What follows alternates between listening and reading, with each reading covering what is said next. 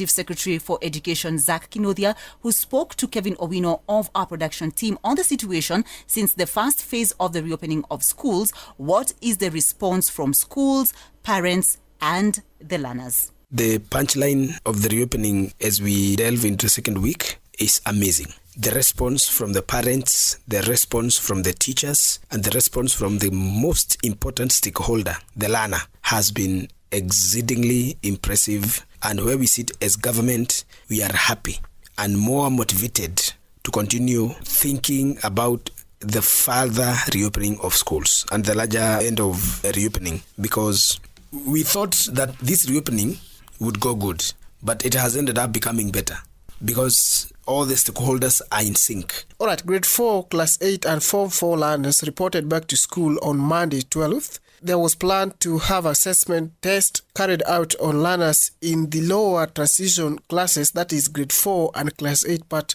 it was later postponed. Why? This is what has been put off to fit the Mashujaa Day, because it was supposed to have been done Monday, but it was not possible to do it in the days that is articulated, because then we would have to skip Mashujaa Day.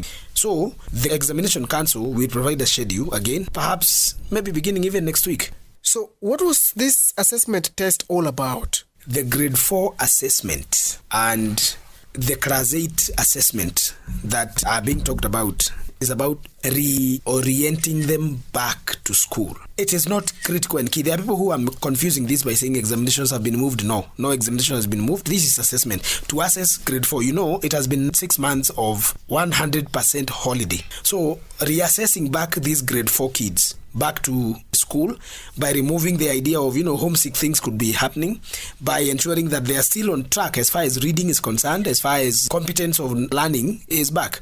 So when you are assessing them based on what they learned before the COVID-19 or what they have been learning online? The assessment is based on general knowledge, and the teacher has a training on the pedagogy of training. The teacher will know what to assess these children on. They'll just get guidelines from the examination council on areas to focus on which can entice knowledge in their head. It's like an aptitude test. I would call them aptitude tests, but they will be more guided by the examination council and, most importantly, the teacher.